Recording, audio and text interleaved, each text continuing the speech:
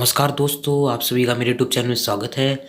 और आज मैं आप सभी के सामने क्लास 8 का chapter 7 conservation of plant and animals का पार्ट 4 लाया हूँ। मीन्स ये इस चैप्टर का लास्ट पार्ट है। तो इस चैप्टर को चलिए स्टार्ट करते हैं। तो चैप्टर में आगे बढ़ने से पहले अगर आप मेरे चैनल पर नए हैं तो इसे सब्सक्राइब कर दीजिए। तो चलिए वीडियो स्टार्ट करते हैं।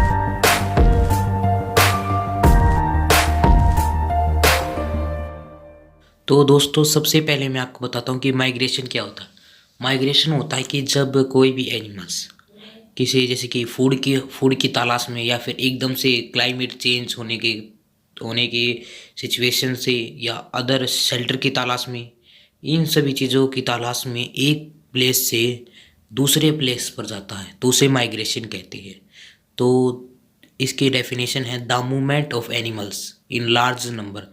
जब लार्ज नंबर में जो एनिमल्स है वह मूवमेंट करेंगे from one place to another place, एक प्लेस से दूसरी प्लेस मूव करेंगे to overcome unfavourable condition. Unfavourable condition like जैसे कि weather, search of food, shelter etcetera. इन्हीं कारणों से अनफेवरेबल इन कंडीशनों से माइग्रेशन करेंगे तो उन्हें हम माइग्रेशन कहते हैं।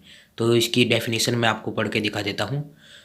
डेफिनेशन है the movement of animals in large number from one place to another place to over unfavourable condition like weather, search of food, shelter etcetera, it is called migration. अब इसके बाद नेक्स्ट मैं आपको बताता हूँ रिसाइकलिंग ऑफ पेपर। पेपर का recycle कैसे होता है।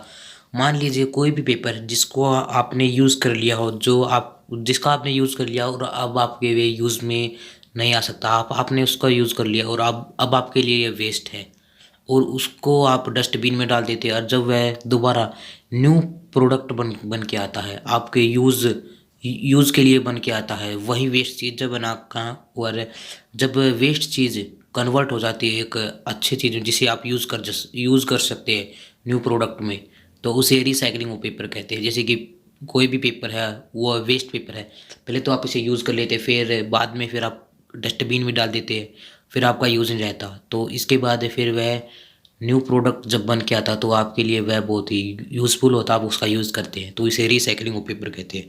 तो recycling of paper is the process of turning waste paper into new paper product, so these are called recycling paper. इसे रिसाइकलिंग ऑफ पेपर कहते हैं। इसके बाद मैं आपको बताता हूँ कि जो रिसाइकलिंग पेपर है ये कैसे होता है, पेपर की रिसाइकलिंग कैसे होती है।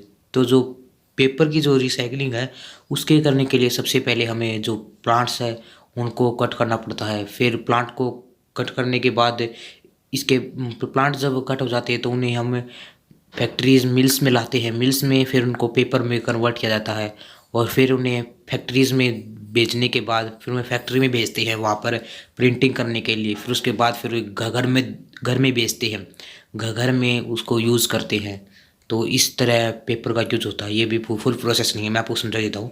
सबसे पहले देखो, पेपर उगाने के लिए सबसे पहले आपको फुल ग्रोवन ट्री चाहिए होगी। जैसे कि देखो, मैं आपको एक बात बताऊं कि एक टोवन पेपर्स के लिए हमें 7 फुल ग्रोन ट्रीज को कट करना पड़ता है।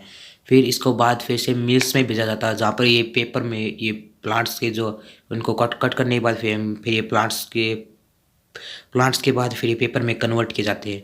फिर यहाँ पर इस पर प्रिंटिंग किया जाता है थर्ड स्टेप पे, और फिर इसे यूज़ किया जाता है। जब प्रिंटिंग करने के बाद जब इन्हें होम में ला जाता है, शॉप में ला जाता है, तो उसे उसके बाद फिर यूज़ किया जाता है। तो इसके बाद फिर जब यह यूज़ ही लेता तो दोबारा से फिर इसे डस्टबिन में डाल देते हैं। और डस्टबिन में डालने के बाद और फिर जब ये डस्टबिन में डाल दिया जाता है तो ये वेस्ट हो जाता है।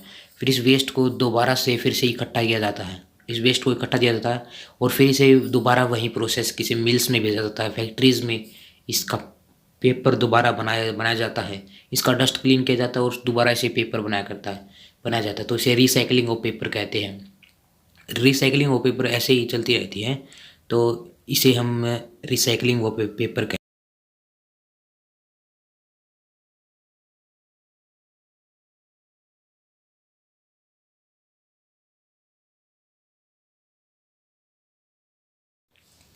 तो इसके बाद नेक्स्ट मैं आपको बताता हूँ कि रिफॉरेस्टेशन क्या होता है।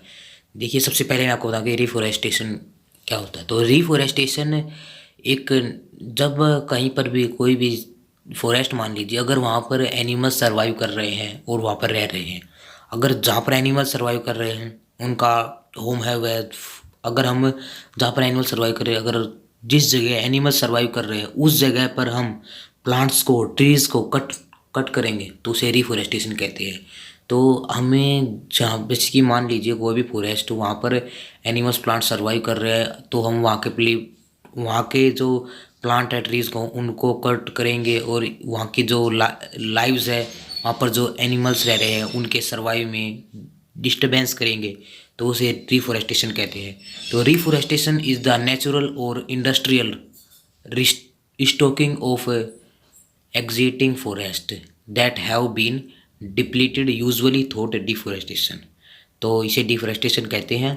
अब मैं आपको इसकी डेफिनेशन रीड करके दिखा देता हूँ कि रिफोरेस्टेशन इज़ द नेचुरल और industrial restocking of exiting forest that have been depleted, usually thought deforestation। so these are called deforestation। तो दोस्तों आज की ये वीडियो समाप्त होती है। ये इस चैप्टर की लास्ट वीडियो थी और इसके बाद ये चैप्टर समाप्त हो जाता है। अगर आपको हमारी वीडियो अच्छी लगी तो इसे लाइक भी करिए, अपने दोस्तों के साथ शेयर करना मत भूलिएगा। तब तक के लिए धन्यवाद।